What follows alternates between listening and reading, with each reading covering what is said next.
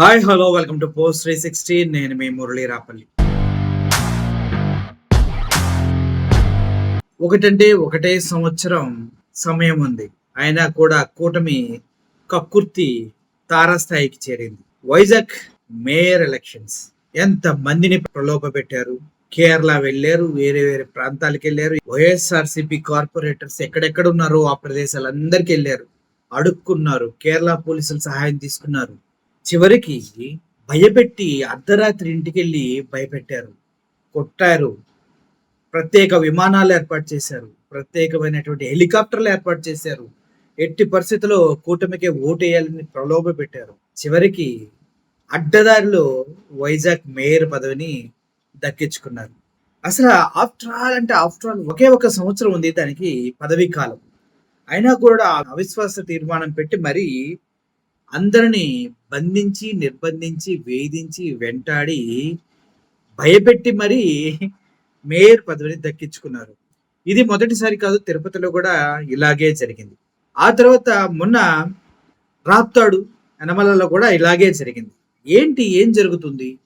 ఏం జరుగుతుంది అంటే కూటమి ప్రభుత్వం లోకల్ బాడీస్ లో వాళ్ళ స్ట్రెంత్ పెంచుకోవడానికి చాలా విధాల ట్రై చేస్తూనే ఉంది.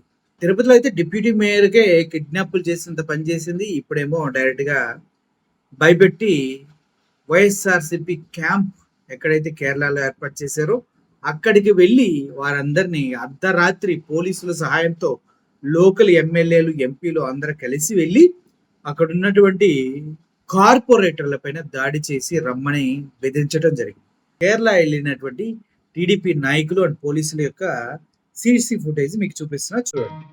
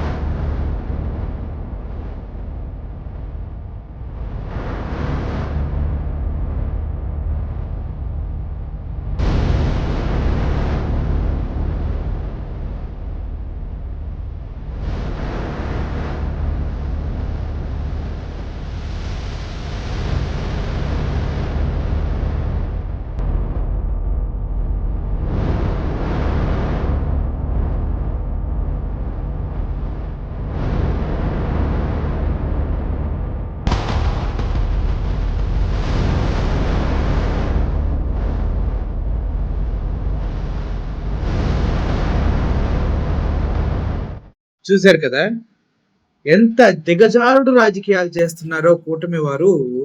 ఒక మాటలో చెప్పాలంటే అటు తరతరాలుగా, దశాబ్దాలుగా ఇదే రాజకీయాలు చేస్తున్నారా అని డౌట్ వస్తూ ఉంది. ఎందుకంటే తెలంగాణ, ఆంధ్రప్రదేశ్ ఉమ్మడి రాష్ట్రంగా ఉన్నప్పుడు కూడా ఓటుకు నోటు కేసులో చంద్రబాబు నాయుడు గారు రేవంత్ రెడ్డి గారిని పంపిస్తే అక్కడ రెడ్ హ్యాండెడ్ గా పట్టుకున్న తరుణంలో చంద్రబాబు నాయుడు గారు ఆంధ్రప్రదేశ్కు పారిపోయి వచ్చిన సందర్భం అందరికీ తెలిసిందే. కానీ అప్పుడు కేసీఆర్ గారు చేసిన తప్పు ఏంటంటే చంద్రబాబు నాయుడు గారిని అరెస్ట్ చేసి జైల్లో పెట్టబోవడం. రేవంత్ రెడ్డిని అరెస్ట్ చేసి జైల్లో పెట్టకూడదు. తద్వారానే ఇప్పుడు అదే అనుభవాలతో అలాగే చేసిన ఎవరు ఏం చేయరనేసి ఇటు ఆంధ్రప్రదేశ్లో అటు తెలంగాణలో బలవంతం చేసి మరి మేయర్ పోస్టులు ఏంటి, ఎలక్షన్స్ ఏంటి, అన్ని అన్ని అన్ని డబ్బుతో కొంటూ లేదంటే భయపెట్టి ఓట్లు వేయించుకుంటూ అధికారం దక్కించుకోవటమే ప్రథమావధిగా ముందుకు వెళ్తూ ఉంది కూటమి ప్రభుత్వం. దీన్ని ఏమంటారంటే చేత కానివాడు చేసే చెత్త పనులు అని అంటారు.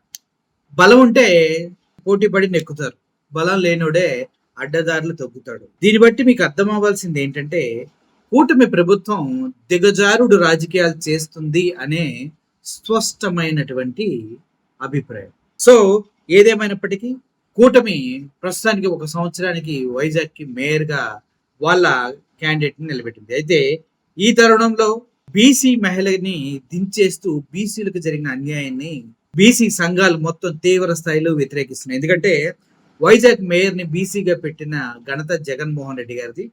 ఆవిడని అడ్డదారిలో దించేసి బీసీ సంఘాల కోపోద్రేకానికి గురవుతుంది కూటమి ప్రభుత్వం. రాబోయే ఎలక్షన్స్ లో బీసీలంతా ఒక తాటి మీదకి వచ్చి కూటమి ప్రభుత్వానికి, టీడీపీ నాయకత్వానికి ఒక గుణపాఠం చెప్తారంటూ మాటలు వినిపిస్తూ ఉన్నాయి. ఏది ఏమైనా బలవంతంగా ఇలా చేయటం అప్రజాస్వామికం, చేతకానితనం, రౌడీయిజం అని తెలియజేసుకుంటూ సెలవు తీసుకున్నా. Thank you for watching this video. Murali signing off. Thank you so much.